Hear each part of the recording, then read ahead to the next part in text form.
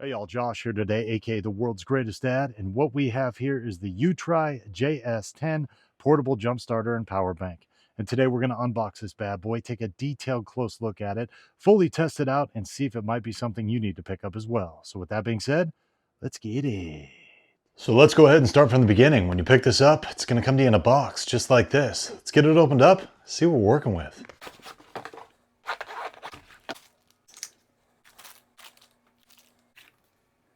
And here's everything that's going to come with this package, including our JS-10 jump starter, carry case, smart jumper cables, instruction manual, 2 USB charging cables, and a DC cigarette lighter adapter. Now the first thing we're going to go ahead and do is get this thing all charged up, and they do provide you with a couple of different charging cables that you can use to either charge the unit or use this as a power bank to charge other things as well. They give you this nice USB-C to USB-C here, as well as a USB-A to USB-C. Now they don't provide any wall outlets, so you're going to have one of those yourself. As we get our unit plugged in, you'll see we're currently at 0%. We're going to go ahead and start our stopwatch. And while that's charging, let's go ahead and take a little closer look at our instruction manual. Now this thing is fairly thick, but that's because it's in a lot of different languages. The English section is just about 14 pages. So take a look here. It's got everything you need to know about the product, charging, jump starting cars, using the force start option, and everything else. Everything's laid out very nice, lots of pictures and writing to walk you through every aspect of this product. All right, we're at about an hour and 45 minutes, and we are at 51%. So with the pace we were going, it would probably take us about 3.5 hours to get this thing fully charged. But one thing I want to point out is the brick that I was using is probably a 20 watt maximum output. Now, if I had a 65 watt output max, this thing could probably get charged up in a little over an hour. Let's go ahead and take a little closer look at it. We'll go ahead and start at the top of this unit. As you can see, we've got 2 buttons right here. This is going to be our power button. This is going to be our flashlight button. If you tap the power button, you'll see a nice large display screen right there. When we hit that, it's going to tell us our battery percentage as well as give us a little battery indicator. And on this side, you're going to see our jump start port. I do like that they have these nice little rubber kind of paddings to keep any goobers out when you're not using it. And on this side, you're going to find our 4 different input output ports. We have a 160 watt DC output. We have an 18 watt USB 1 output, a 12 watt USB 2 output, and then over here we have a 65 watt USB-C input output. Now this is the same one that we used to charge as well. Now to activate our flashlight, we'll go ahead and hold down our flashlight button for several seconds. Now this is a 600 lumen, and it also has 4 modes, including flashlight, strobe, strobe red, and then our SOS. Now this thing will give you actually 48 hours of runtime on a full charge. And as we test out the 27,000 mAh power bank, you will notice it shows us at the top that it's outgoing.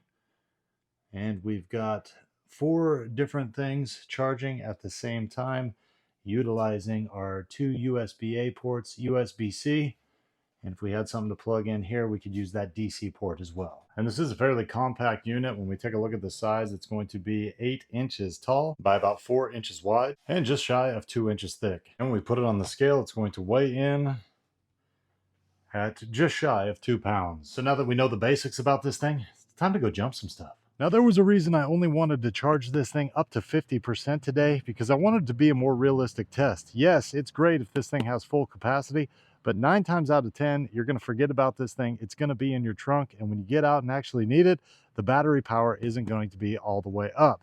And we're going to throw the gauntlet at this thing today. I've got 2 absolutely dead Dodge Grand Caravans here. So let's go ahead and get this out of our case.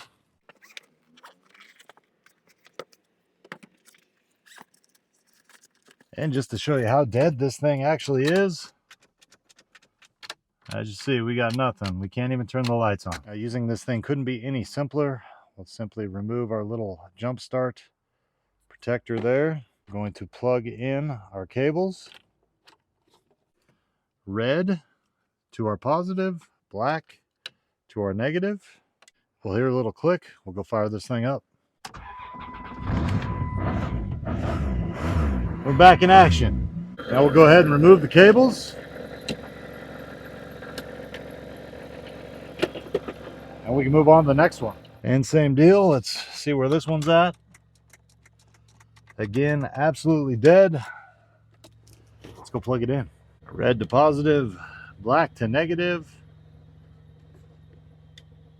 Hear a little click noise. Fire it up.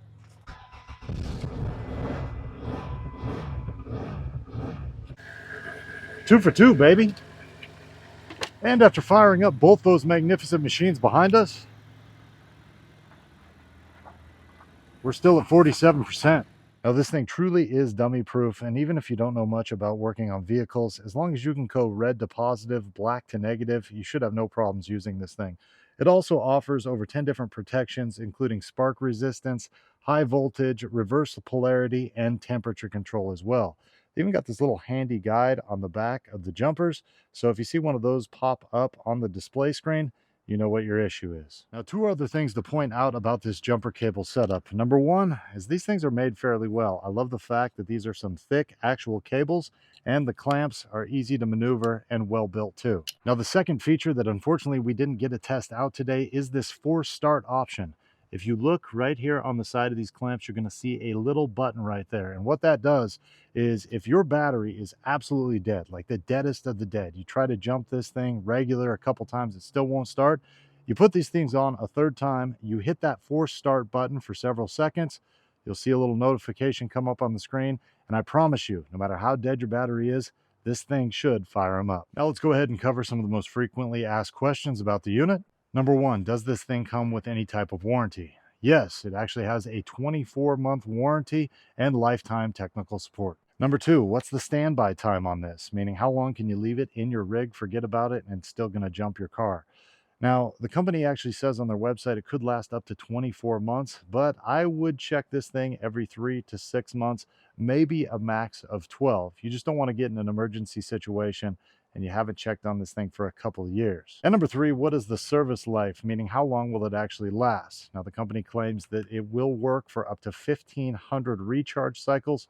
So if you were topping this thing off, let's say every 6 to 12 months, well, I'll let you do the math on how long it would last. So there you go. That's pretty much everything you need to know about the Utrai JS-10 portable jump starter and power bank. Now, at the end of the day, this thing is compact, has a ton of power, comes with a great carry case, and it will jump anything you throw at it. It's for those reasons and more, I'm easily giving this thing a world's greatest dad thumbs up, and I say, go out and get you one.